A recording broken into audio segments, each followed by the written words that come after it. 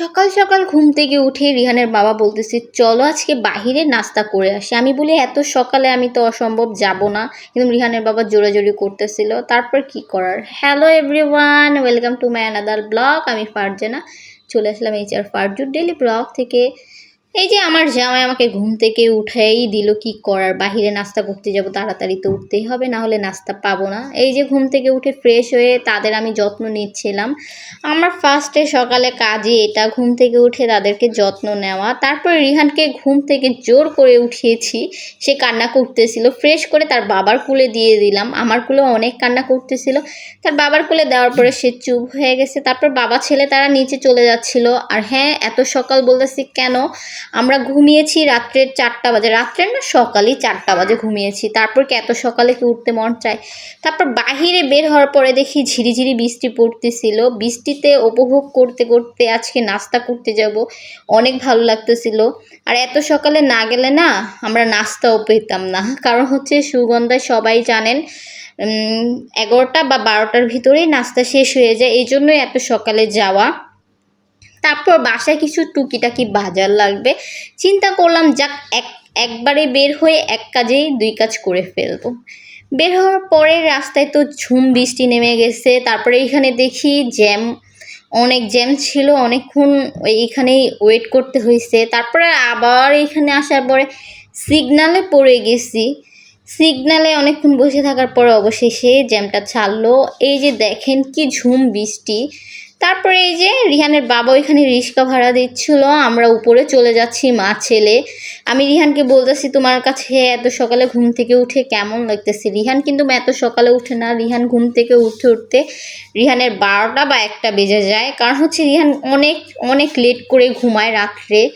সে ঘুমাতে ঘুমাতে 4টা 3টা সব সময় এমন সময় ঘুমায় সে। এই যে দেখেন রিহানের বাবা ভিজে গেছে, রিহানও ভিজে গেছে, আমিও ভিজে গেছি। তারপর রিহানের বাবা রিহানকে এখানে মুছে দিচ্ছিল, যেহেতু বৃষ্টির পানি পড়েছে তার মাথায়, এই জন্য।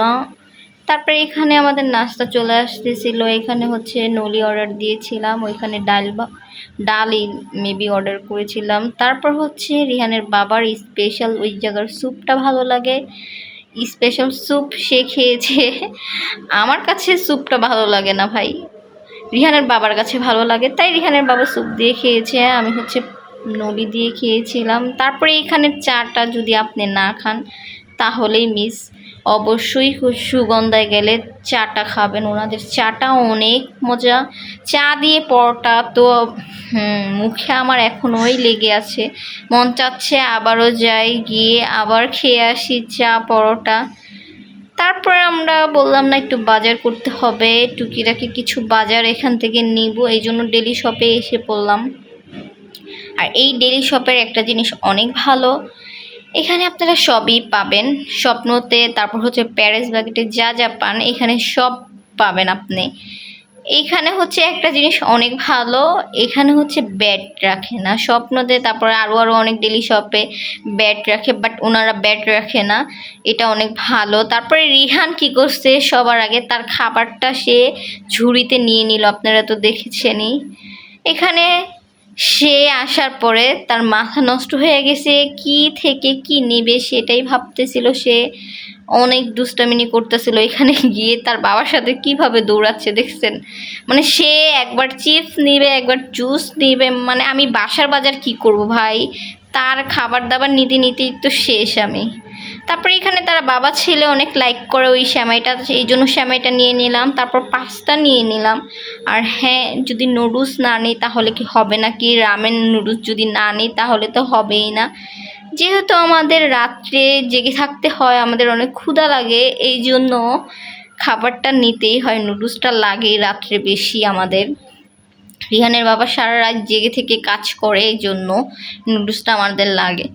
তারপরে রিহান এইখানে অনেক কান্নাকাটি করতেছিল, তাকে একটা চিপস দিলাম, তাও তার কান্নাকাটি থামে না। তারপরে এখানে দেখি ফ্রোজেন আইটেম কি নেওয়া যায়, সে হচ্ছে তার বুম দেখেছে, বুম বলতে যে গাড়িটা দেখেছে, তার এই গাড়িটাই নিতে হবে, না হলে তার কান্নাকাটি শেষ হচ্ছে না। তারপর কি করা, তাকে এই গাড়িটাই কিনে দেওয়া হলো।